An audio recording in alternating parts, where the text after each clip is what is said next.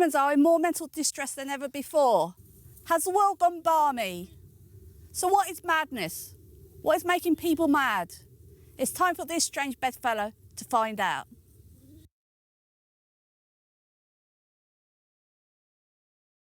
The word Bedlamb comes from a nickname of a psychiatric institution called Bethlem Hospital. Bethlem Hospital on various sites has been around since 1330. The current Bethlem Hospital is in Beckenham in Kent. It also houses Bethlem Gallery and Museum, where the world-famous Raven and Melancholy statues reside. I asked one of the statues what is madness, but being hundreds of years old, their answers were out of date. I parked my bed in front of the statues and asked some modern-day human beings. So I'm going to start off with a big question. Yeah. What is madness? Madness? Yeah. I did do some research before I came in, and I did look at the lyrics of the Madness, My Girl's Mad at Me. And basically, madness is just a form of pain, and it's all right, you know, I don't mind, because pain is okay, innit? Like, pain's natural, but we've got to stop hating on the people that are in pain and get them more puppies, like me.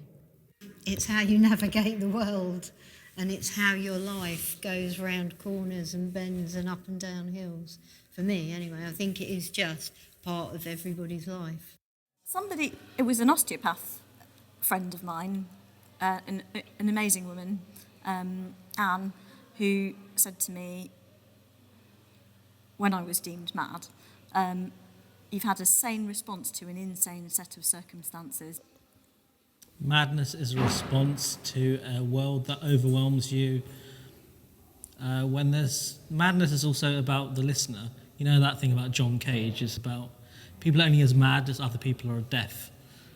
There's only certain forms of communication that we deem valid and invalid, and madness is like a form of communication which we just haven't found the dictionary for.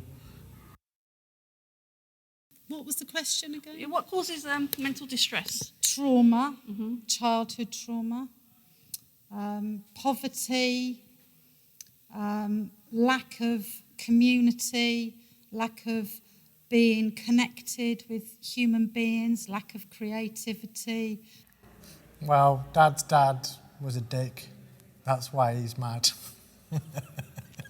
I think that's true of a lot of people. I think everyone at this moment in time has got mental distress. I think everybody is completely going bonkers over what is certain, what isn't certain. You know, like someone today said to me, what do you think causes mental distress? And I said, Boris Johnson, he causes mental distress. The DWP causes mental distress. Social services cause you know, like the whole system is just there to wind you up. What causes it? Well, I mean, just have to look around, really.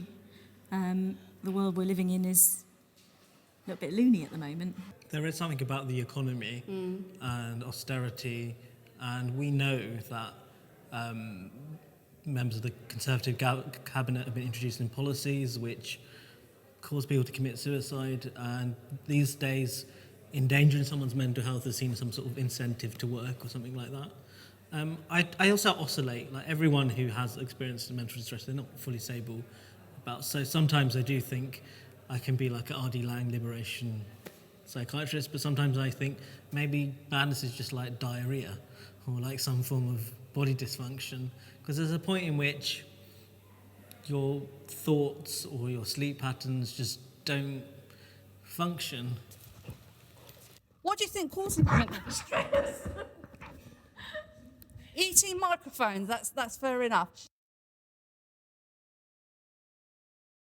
People need to be listened to. People need space. People need time. People need a safe space. People need other people that can understand, to empathise, to be able to hold, whether that's psychologically or whether that's actually a physical, safe holding, to create something to be able to, release whatever it is. And do you think the current system does that? No. No. It's crap. I've worked in it for years and years, Dolly, as you know, probably. Yes.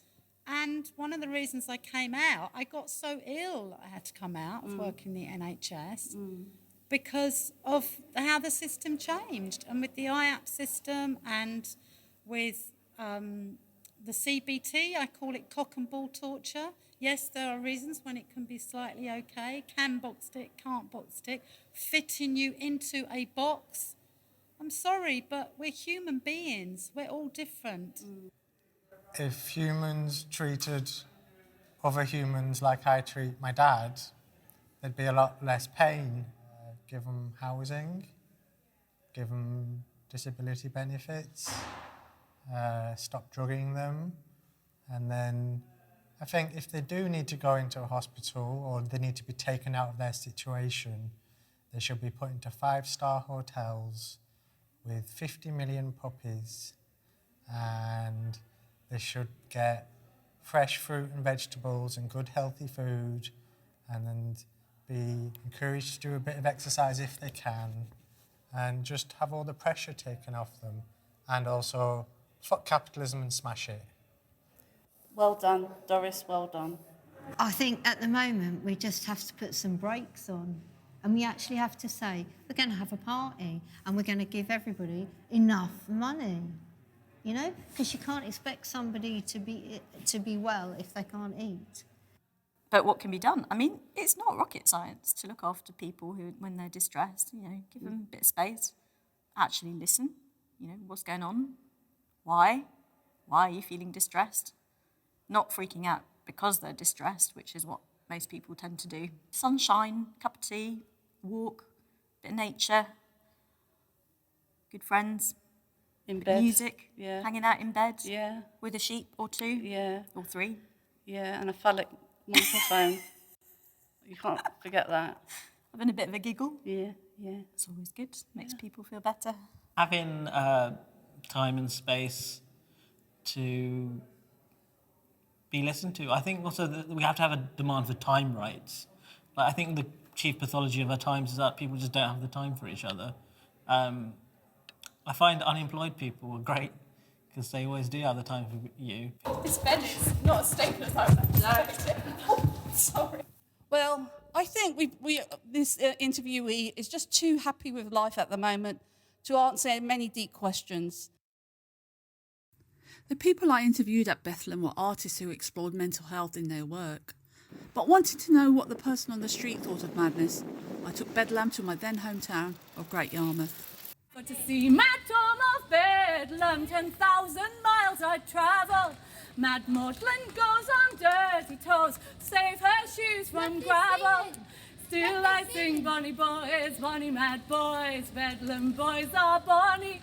For they all go bare and they live by the air, and they want no drink nor money. Still I sing bonny boys, bonny mad boys, Bedlam boys are bonny. For they all go bare and they live by the air, and they want no drink nor money.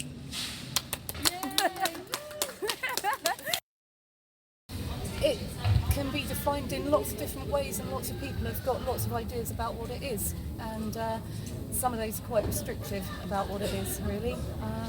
What do you mean, restrictive? Restrictive in that, well, I think in like Victorian times, women who didn't want to do the washing up were considered mad. So In that sense, I'll be considered mad today. Oh yeah, me definitely. Yeah. What makes you mad, Aidan?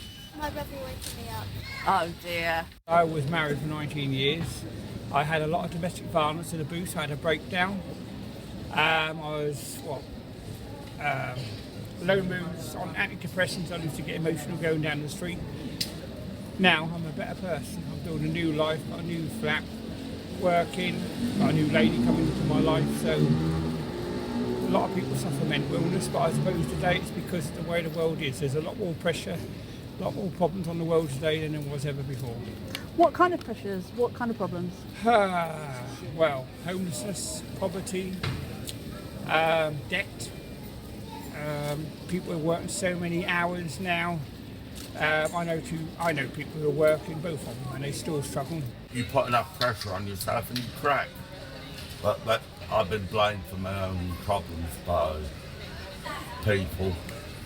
But really, I was working with industrial chemicals and smoking, and I thought the Taliban had put potting chocolates in all the shops in Britain and crazy things like that.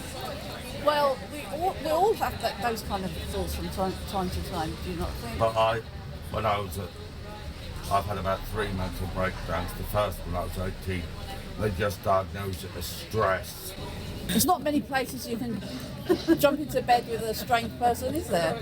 Well, actually, I know quite a few. Oh, I'm missing out. Okay, yeah, carrying on regardless. That's what madness is. It's carrying on regardless with this climate emergency and just pretending that nothing's happening, keeping everyone busy and ignoring the stark cold facts of what's happening in the world at the moment. Ooh, it can be loads of things. It can be mad because you're a bit poorly. It can be mad because you just completely mad at these horrible politicians that are messing up the country. I think mental distress is definitely rising because just looking at my own sort of circle of friends, people who've always appeared to be strong, confident, outgoing, really capable and confident, they've just got more and more quiet, withdrawn, having problems with so many things that they've got to deal with. I think some people are talking about it more, but I still think there's a bit of a taboo, particularly if you've always been seen as being real strong, capable, confident types. I think madness is one of those interesting things because it's a weird thing where it definitely exists insofar as I think when people like to kind of do the whole thing with like, oh my gosh, I'm so quirky, that's all very well, but it doesn't really account for the kind of state that you can be in when things flare and you're just completely out of it or you're completely overwater, what have you. Yeah, it's a slippery term. I can't answer that question. That's cool. It's a porous boundary between mad and sane, and I think, it's nonsense. Well, I think the major thing is money, really. Out of work, no jobs for them. I think that's what's making them more depressed than anything, really. And especially ex-servicemen, really. They're coming out, they've got no jobs, and some of them are committing suicide as well, and there's no homes for them. Lack of funding, cuts in mental health support, cuts in all the areas of social support that people need. Because we're constantly being fed stuff to keep us completely mad and distracted from what's actually going on.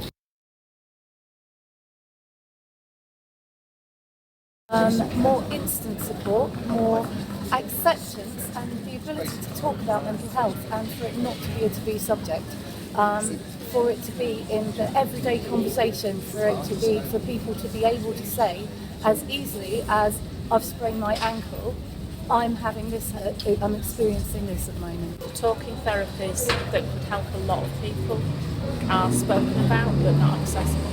They're not available on the NHS, or they're not available in some areas certainly, or they're available for a short period of time. CBT is the cure-all for everything in terms of what's on offer, but it's not suitable for everybody. An ongoing non-medicating support doesn't seem to be available unless you can access it privately, and I think that's a big failure. The government are supposed to be running this country. They're not doing very well, they're doing a bad job. With Brexit, they're doing a bad job. I don't vote in elections. I wrote a song once, I don't like politicians, and it's straight to the point. And what do you think the government can do to bring down mental distress? Resign. Do you think would help bring down mental distress? All the politicians and civil servants to resign and go away and have a holiday. You're the second person who said that. Must be a popular idea.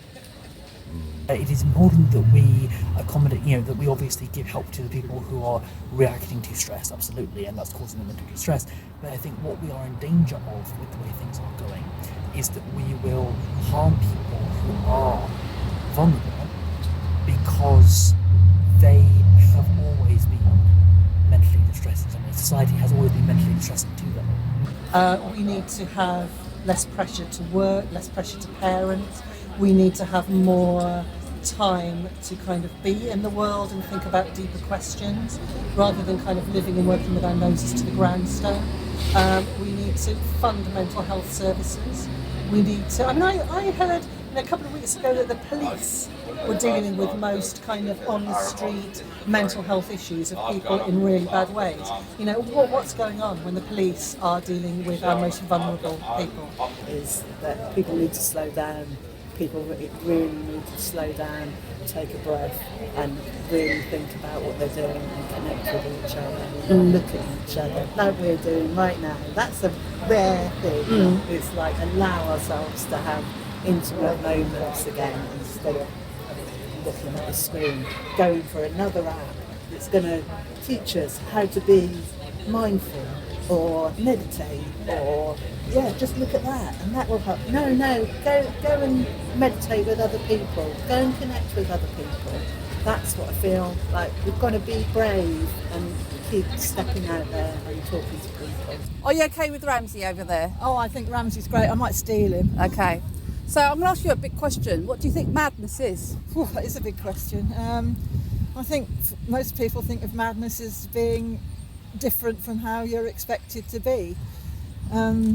It can be a good thing and it can be a bad thing if it causes you distress, I guess. But it can be great as well because lots of really inventive people have been called mad. And what do you think we can do to help people in mental distress? Oh, gosh, there's lots of things, but I think one thing is making sure that they've got the help they need when they need it, and different kinds of help for different people, because it's not a one-size-fits-all thing. And, well, making sure that basic needs are covered, that people's basic needs are covered, that people aren't being kept short of money or housing and things like that, because you can't start to recover if you can't stay alive and eat and do all the things that people do, you know. I have been mad. One thing I know is madness is complicated, as our interviewees have shown us. What I think is obvious is madness is more to do with a broken world than a broken brain. What it does show is that systems are sickening and we are all fighting desperately not to be sick. Krishnamurti said that it is no measure of health to be well adjusted to a sick society. Sometimes it feels like we are just lambs to the slaughter. Maybe we just need a little Bedlamb to change the world. For to see my Tom of Bedlam, 10,000 miles I travel, Mad Maudlin goes on dirty toes, for to save her shoes from gravel, still I sing bonny boys, bonny mad boys, Bedlam boys are bonny, for they all go bare and they live by the air, and they want no drink nor money. I went down to Satan's kitchen for to get me food this morning, and there